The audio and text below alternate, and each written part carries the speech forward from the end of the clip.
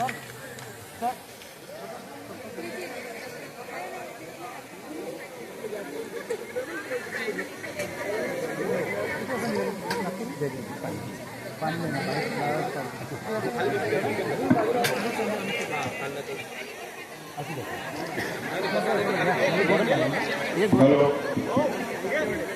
जय भीम, जय भीम, जय भीम।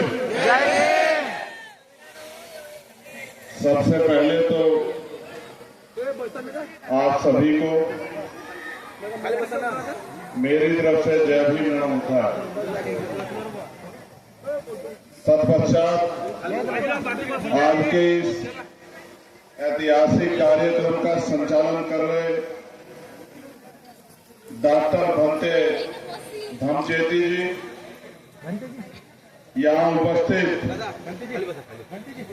पूज्य बदन शिलानंद महाथेरो जी जो वर्धा महाराष्ट्र से हैं, पूज्य बदन प्रिय धम्मो जो थाईलैंड से हैं,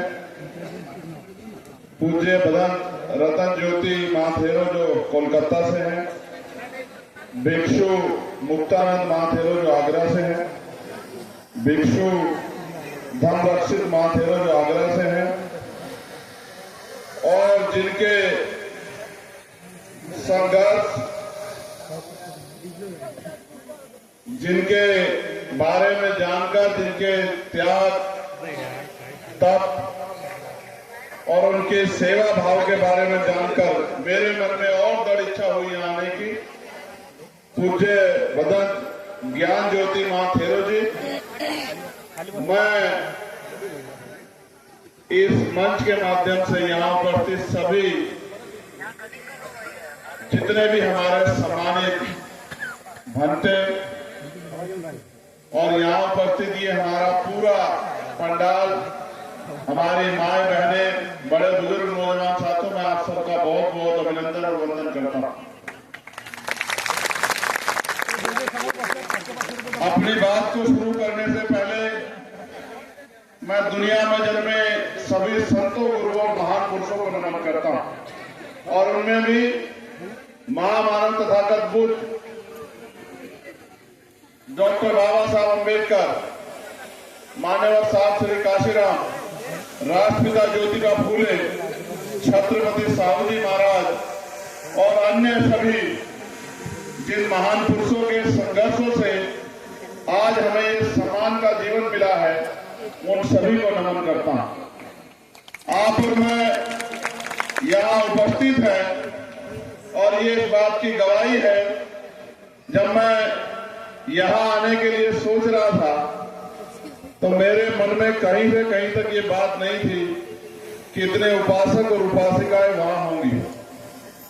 मैं सच बोल रहा हूं, मैं ये सोच के आया था कि मुझे भंते जी को वंदन करना है, उनसे आशीर्वाद लेना है, फिर अपने काम में जुट जाना है। लेकिन जब मैं यहाँ आया और आपको मैंने समुद्र की तरह यहाँ देखा तो मेरे दिल में बड़ी इच्छा पैदा हुई और खुशी भी हुई कि काश अगर मैं आज यहाँ नहीं आता तो एक बहुत बड़ा जन समुद्र जो यहाँ इस महान पवित्र स्थल पर पहुंचा, मैं उनको देखने से वाजिब रह जाता। सम्मानित उपासक उपासकों, यहाँ हमारी पार्टी संगठन के भी सम्मानित नेतागण उपस्थित हैं, क्योंकि कुछ समस्याएं भी मेरे सामने रखी हैं और जो आज हालात देश में है वो भी आपसे छिपे हुए नहीं। यहाँ तो मैं पुलिस के साथियों का बहुत बहुत धन्यवाद देना चाहता हूँ, लेकिन आप और मैं जानते हैं कि आज धर्म के ऊपर एक सख्त पहरा है और जिस तरह से इस देश में जो शक्तियां सरकार में है वो इस गलतफहमी में है कि वो धर्म के कार्यों को रोक देंगी या धर्म के कार्यों को पीछे हटा देंगी। मैं उनकी गलतफहमी को भी दूर करना चाहता हूं कि ऐसी गलतफहमी अपने मनों से निकाल लो। ये देश भगवान बुद्ध का देश है और ये देश शांति का देश है, ये देश अहिंसा का देश है और इस देश में मानवता सबसे बड़ा धर्म है। और हमारे तमाम हमारे भंते उनसे जो शीर्ष पे जो हमारे अभिभावक हैं, वो पूरे देश में और दुनिया में शांति का संदेश देते हैं।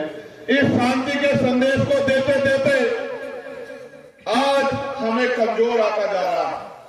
मैं बार बार सुनता हूं, क्योंकि मैं पार्लियामेंट में हूं, देश के प्रधानमंत्री या देश के बड़े बड़े नेता जब विदेश में जाते हैं तो कहते हैं हम बुद्ध के देश से आए हैं, और जब यहां आते हैं तो फिर इन्हीं बुद्धवासियों को, इन्हीं उपासक उपासिकाओं को, इन्हीं भंते और जो बुद्ध विहार हमारे हैं उन पे अतिक्रमण करने का काम करते हैं, हमें कमजोर बनाने का काम करते हैं। हालांकि ये शक्ति की लड़ाई नहीं है, क्योंकि अगर शक्ति की लड़ाई होती तो हम ये बहुत दिन पहले जीत जाते। हम तो इस देश में मानवता के प्रेम को, मानवता के विचार को, अपने महापुरुषों के विचार को आगे बढ़ाने का काम कर रहे हैं। हम किसी भी अतिक्रमण नहीं करते हैं, हम तो मानव को जीने का रास्ता दिखाते हैं। और क्योंकि धर्म के शरण में आए बगैर, पंचशील धारण किए बगैर मानव मानव नहीं बन सकता। ये भी इस बात को स्पष्ट करता है कि जब हम अपने जीवन से तमाम तरह की बुराइयों को अलग करते हैं, तभी हम सच्चे मानव बन पाते हैं। मैं आपके इस संघर्ष को, आपके इस पथ को, आपके इतने लंबे समय से जो सेवा भाव और प्राणियों के लिए सद्भावना का आप प्रयास कर रहे हैं, मैं उसको नमन करता हूं बंते जी। और मुझे विश्वास है आपका ये संघर्ष, आपका ये सेवा भाव, यहां से जो आंधी चलेगी वो पूरे देश और दुनिया में जाएगी। आज इस मंच पे अन्य अन्य देशों से भी आए हुए हमारे महाथेरो उपस्थित हैं। एक बड़ा जमावड़ा लगा है, इधर जनसमूह है, इधर संदेश पहुंचाने वाले हैं, तो इधर संदेश देने वाले हैं। इस बीच में मुझ जैसे छोटे से आदमी को भी अपनी बात रखने का मौका मिला है।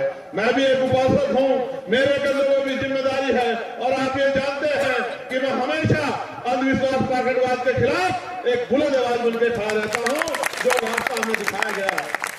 यहाँ की जो समस्याएं हैं, मैं आपको विश्वास दिलाता हूं, क्योंकि आप और मैं जानते हैं कि देश की सर्वोच्च शक्ति सदन में है।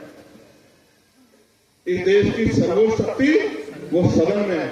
और मैं ये भी कहना चाहता हूं बिना संकोच के कि जिनका राज नहीं होता उनका धर्म भी नहीं होता। मेरी बात को आप लोग याद रखना। इस देश में सदियों धर्म यहीं से पूरी दुनिया में गया, और अगर आज वो अल्पसंख्यक की प्रतिकोण में आ गया है, दायरे में आ गया, तो हमें हमारे लिए चिंतन का सवाल है कि कहां कमी रही है।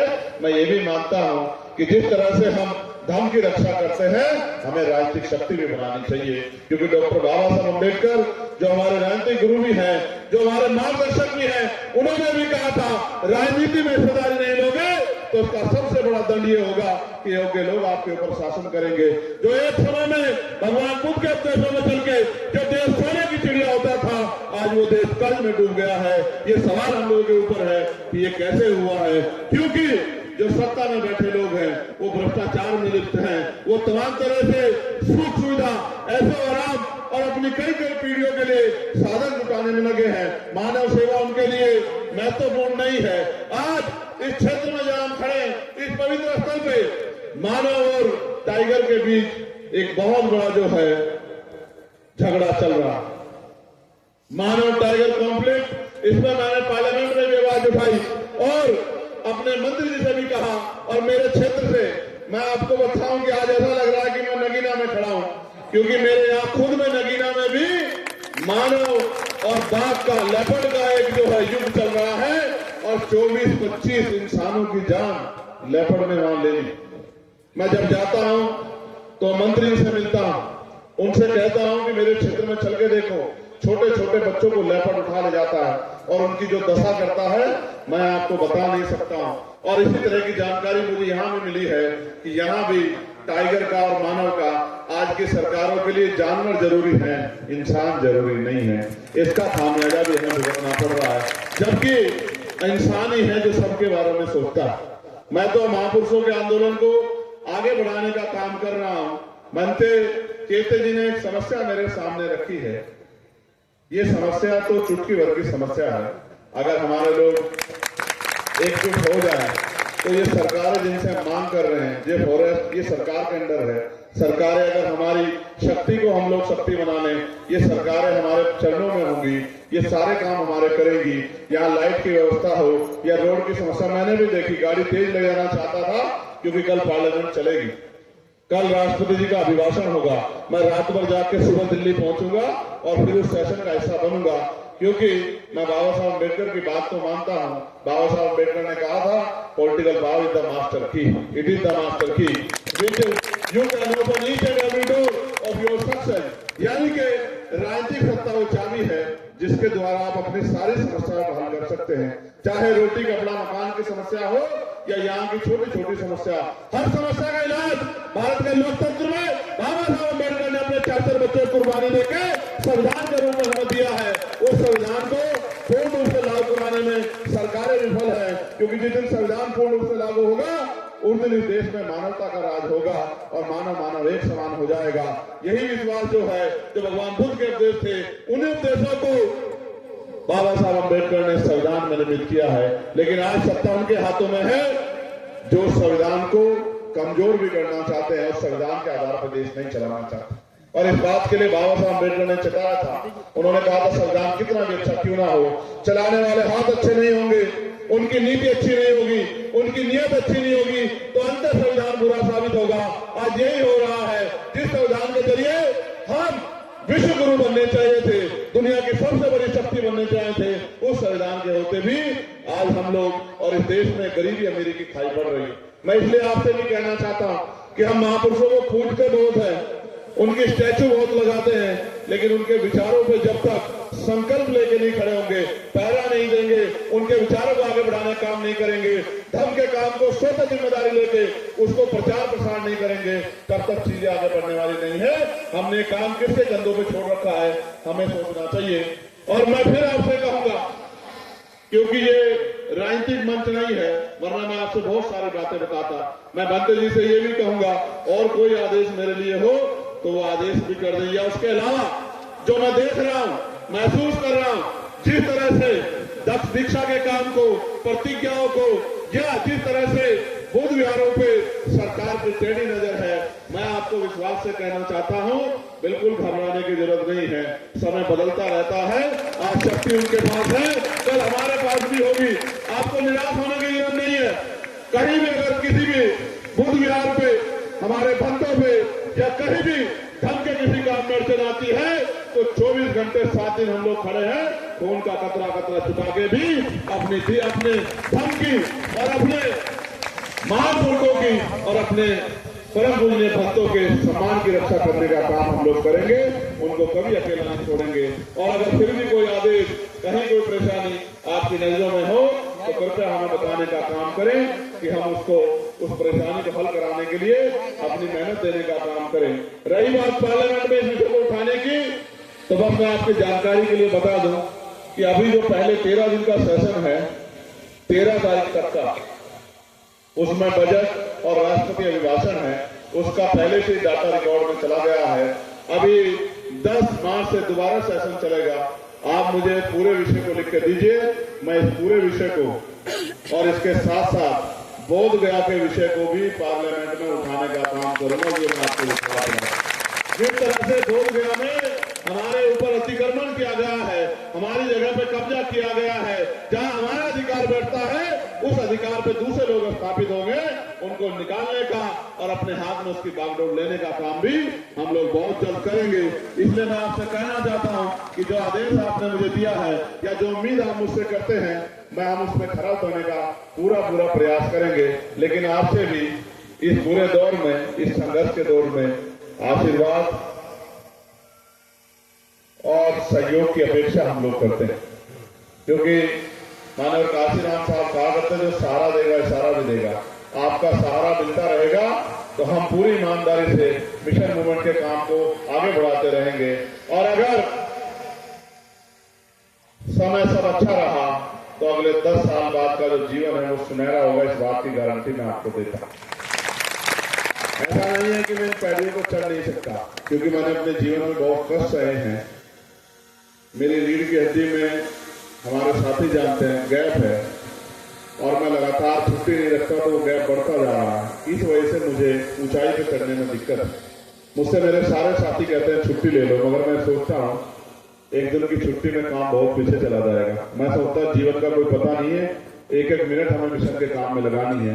ये कारण ना होता तो चंद्रशेखर आजाद आज भी इतनी हिम्मत रखता कि इन सीढ़ियों को तो वो दौड़ के चढ़ जाता। इनके अलावा भी अगर 4-5 गुनी सीढ़ियां चढ़ के आना पड़ता तो मैं उनको भी चढ़ के आता। मेरे लिए अपने वचन का पक्का होना सबसे ज्यादा जरूरी है, क्योंकि यही मुझे पंच सिंह ने सिखाया है कि अपने वचनों का पक्का रहना है और कि तमाम तरह की जो बुराइयां हैं उनसे दूर रहना। उन्हीं वचनों पर चल के मैं कोशिश कर रहा हूं कि उन प्रतिज्ञाओं को पूरा करते हुए बाबा साहब अम्बेडकर का जो अधूरा सपना था कि इस देश में सम्राट अशोक के सपनों का भारत बने, ये देश बौद्ध में भारत बने, उसी सपने पे हम लोग चल निकले हैं। और आशा विश्वास है कि आपके आशीर्वाद सहयोग से उस सपने को हम लोग पूरा करेंगे। बहुत बहुत धन्यवाद। जय भीम, जय भारत, जय संविधान, जय मंडल, जय जोहार, जय जवान, जय किसान, जय लोकतंत्र, जय विज्ञान। और आप सभी को मैं पुनः वंदन और अभिनंदन करता हूँ। वंदन।